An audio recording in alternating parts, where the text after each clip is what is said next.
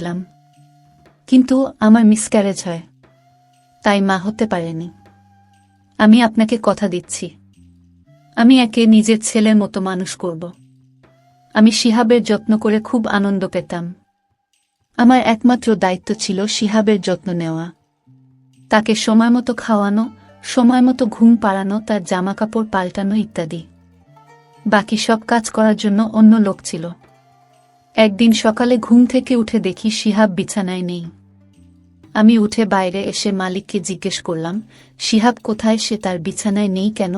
বাড়ির মালিক বললেন, সন্ধ্যার মধ্যেই ও বাড়ি ফিরে আসবে। আমি তাকে জিজ্ঞেস করলাম, শিহাব কোথায় আছে? আজ সন্ধ্যাবেলা কোথা থেকে ফিরবে? কিন্তু তিনি আমার কথার কোনো উত্তর দিলেন না। তিনি বাড়ির মালিক, তাই আমি তাকে খুব বেশি জোর করতে পারিনি। কারণ সে যদি আমাকে বাড়ি থেকে বের করে দেন, তাহলে আমি কোথায় যাব? প্রতিদিন সন্ধ্যায় শিহাব বাড়িতে আসত।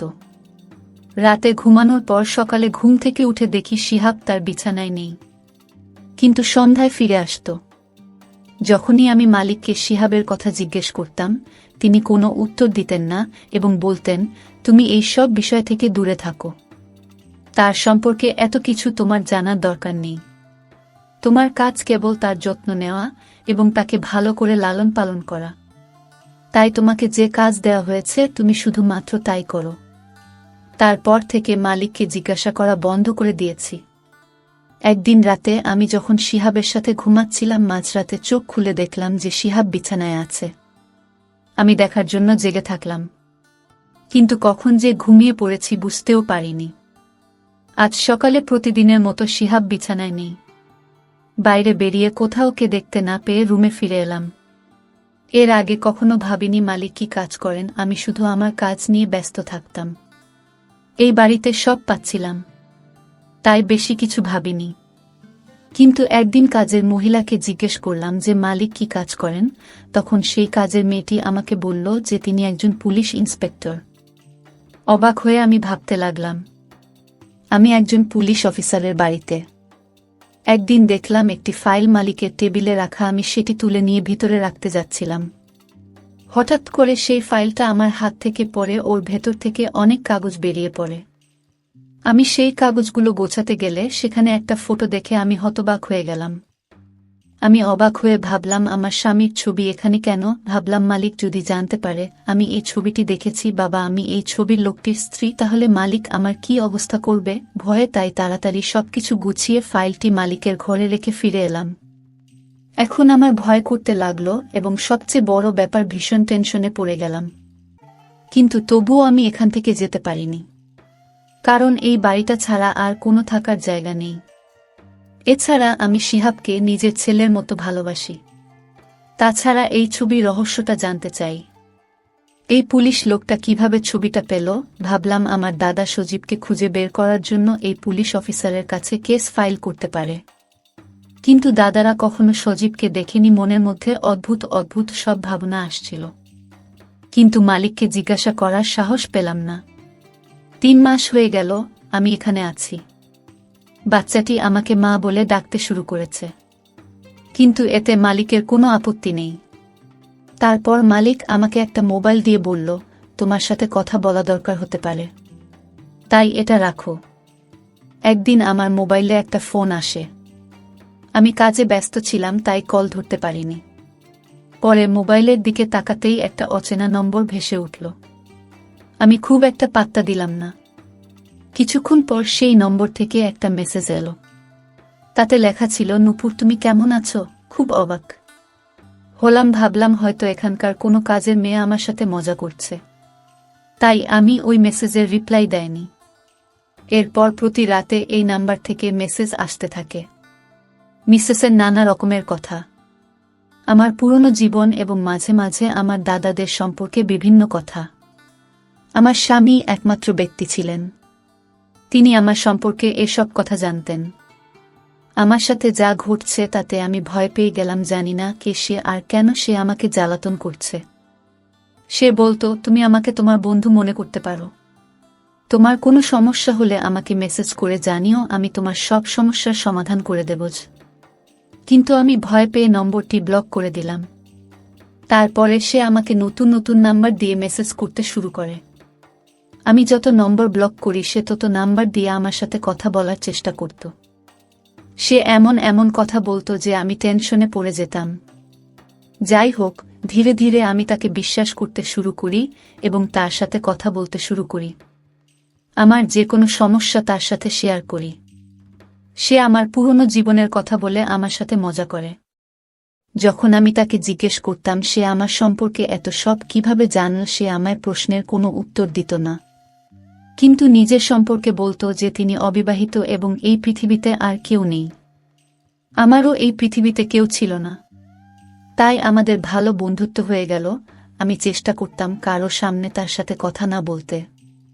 সেজন্য আমি তাকে বলেছিলাম যে আমি কারো সামনে তার সাথে কথা বলতে পারবো না। সে বলল, ঠিক আছে, রাতে সবাই যখন ঘুমাবে তখনই কথা বলবো। এখন আমরা গভীর রাত পর্যন্ত গল্প করতাম। গভীর রাত পর্যন্ত গল্প করার কারণে ঘুম ভাঙতে দেরি হতো। সকালে ঘুম থেকে উঠে শিহাবকে দেখতে পেতাম না।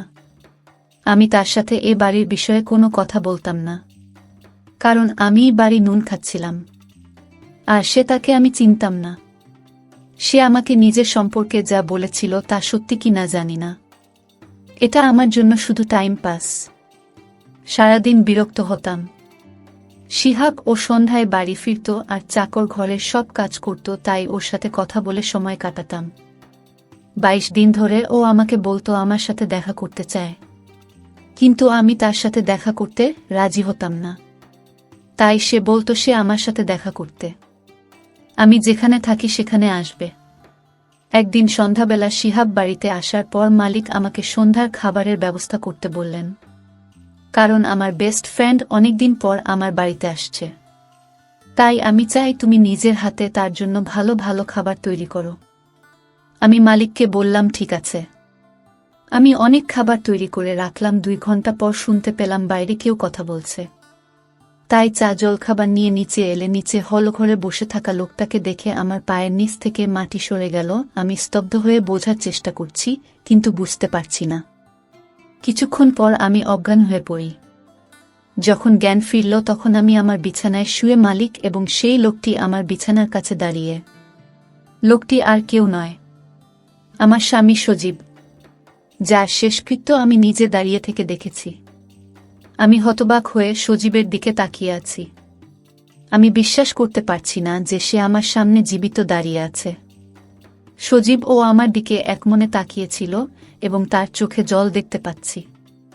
সজীব আমাকে বলল, নূপুর, বিশ্বাস করো, আমি তোমার সজীব, যে তোমাকে খুব ভালোবাসে। দেখো, আমি বেঁচে আছি। এই বলে সে আমার কাছে বসল।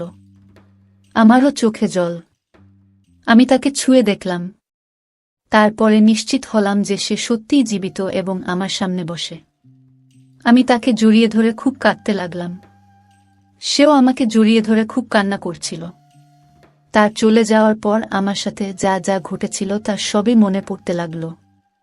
তারপর আমি সজীবকে জিজ্ঞেস করলাম, তুমি যদি বেঁচে ছিলে তাহলে কে সে ব্যক্তি যার শেষকৃত্য আমার চোখের সামনে হয়েছিল এবং যার মৃতদেহ আমি দেখেছি, সে কে? আমি সজীবকে আরও বললাম, তুমি জানো যে তুমি ছাড়া এই পৃথিবীতে আমার কেউ নেই। তাহলে এতদিন আমার থেকে দূরে ছিলে কেন? আমি বলেছিলাম আর কাঁদছিলাম। তখন সজীব বলল, এটা অনেক বড় ব্যাপার, অনেক রহস্য আছে যা শুনলে তুমি চমকে যাবে। আজ আমি তোমাকে একে একে সব রহস্য বলতে চাই। তুমি যে রং নম্বরের কথা বলতে সেটা আর কেউ নয়, সেটা আমি। আমি তোমাকে বলেছিলাম যে আমি তোমার সাথে তোমার বাড়িতে দেখা করব। দেখো, আমি এখানে এসেছি। তখন আমার খেয়াল হলো যে ছেলেটা আমার সাথে কথা বলতো সে আমার সম্পর্কে এসব কথা জানতো কিভাবে, যা আমি আর আমার স্বামী ছাড়া কেউ জানত না। কিন্তু সজীব বেঁচে থাকতে পারে সেটা কখনোই ভাবেনি। সজীবকে বললাম, তুমি বেঁচে থাকলে এতদিন কোথায় ছিলে? আমি সবকিছু জানতে চাই। সজীব বলল, আমি তোমাকে এসব কথা বলবো। তুমি যখন বাড়ি ছেড়ে এখানে এলে আর আমাদের বিয়ে হলো, কয়েকদিন পর তোমার দাদা এখানে এসে আমাদের সম্পর্কে সব তথ্য নিয়ে যায়। যদিও তারা গ্রামের সকলের কাছে বলেছিল যে তুমি অ্যাক্সিডেন্টে মারা গেছো। এমনকি তারা একটা লাশ নিয়ে সকলের কাছে প্রমাণ করেছে যে তুমি সত্যিই মারা গেছো। কারণ গ্রামবাসীরা যদি জানত যে মণ্ডলের বোন বাড়ি থেকে পালিয়ে গেছে তাহলে তাদের নাক কাটা যেত। তার অপমানের ভয়ে তোমার দাদার আমি মিথ্যাচার করে প্রমাণ করেছে যে তুমি মারা গেছ। কিন্তু তারা আমাকে শত্রু করে নেয়, যেহেতু তাদের বোনকে আমি বিয়ে করেছি। তোমার দাদা আমাকে সর্বত্র খুঁজছে। একদিন তোমার দাদারা আমার মোবাইল নম্বর জানতে পেরে আমাকে ফোন করে হুমকি দেয় আর বলে যে আমার সাথে সাথে তারা তোমাকেও মেরে ফেলবে। একদিন রাস্তা পার হওয়ার সময় একটা গাড়ি চড়ে ছুটে আসছিল। আমি তো লাফিয়ে পড়ে কোনো রকমে প্রাণ বাঁচান, কিন্তু অন্য এক পথচারী দুর্ঘটনার পরে প্রাণ হারান। তারপর আমি ওখান থেকে পালিয়ে আসি। তোমার ভাই ইচ্ছা করে আমাকে মারতে চেয়েছিল, তারপরেও তোমার দাদা ফোন করে বলেছিল এবার তুমি বেঁচে গেছ, তাই ভেবো না যে তুমি প্রতিবার বেঁচে যাবে। তোমাকে না মারা পর্যন্ত আমরা থামব না। তোমার বাড়ির লোকেরা আমার জীবনের শত্রু হয়ে উঠেছে। আমার সাথে আরও অনেক ঘটনা ঘটেছে। প্রথমে আমি জানতাম না এগুলো তোমার দাদা করছে, কিন্তু যখন থেকে হুমকি ফোন আসা শুরু হলো তখন বুঝলাম যে তোমার দাদারা আমার সাথে এসব করছে। আর যার বাড়িতে তুমি আছো সে আমার ছোটবেলার বন্ধু এবং একজন পুলিশ অফিসার। আমি তার কাছে সাহায্য চাই এবং সে আমাকে সাহায্য করতে রাজি হয়। 1 মাস ধরে আমি জীবন বাঁচানোর জন্য বিভিন্ন জায়গায় দৌড়াতে থাকি। এরপরে তোমার জন্য চিন্তা হতে শুরু করে। জানতাম যে আমার বন্ধু তার বাড়িতে একা থাকে, তাই আমি তাকে বলেছিলাম যে তোমাকে কোনোভাবে তার বাড়িতে নিয়ে আসতে এবং ওকে তোমার বাড়িতে থাকতে দিতে, যাতে তুমি বিপদে না পড়ো। আমার এই বন্ধুটি যদি তোমাকে বলতো যে তুমি আমার বাড়িতে এসো, তুমি এত সহজে তার বাড়িতে যেতে রাজি হবে না। তাই সে ভাবল তার ছেলে শিহাবকে বড় করার দায়িত্ব তোমাকে দিলে তুমি রাজি হবে এবং সহজে তার বাড়িতে থাকতে যাবে এবং আমার সব সমস্যা শেষ হয়ে গেছে। আমার বন্ধু তোমার ভাইদের গ্রেফতার করেছে। আমি তোমার সামনে দীর্ঘদিন আসতে পারিনি কারণ আমার বন্ধু আমাকে জেলের একটি কক্ষে বন্দী করে রেখেছিল। কারণ আমি যদি বাইরে থাকতাম তবে তোমার দাদারা কোনো না কোনোভাবে আমার খোঁজ পেয়ে যেত এবং আমাকে মেরে ফেলত। আমার বন্ধু জেলে আমার খুব খেয়াল রাখত। যতক্ষণ না আমার বন্ধু তোমার দাদাদের ধরতে পেরেছে ততক্ষণ সে আমাকে জেল থেকে বের হতে দেয়নি, কারণ আমার জন্য জেলই একমাত্র জায়গা যেখানে আমি সম্পূর্ণ নিরাপদ। আমি সজীবকে বললাম, আমার একটা প্রশ্ন আছে যেটা মনের মধ্যে ঘুরপাক খাচ্ছে।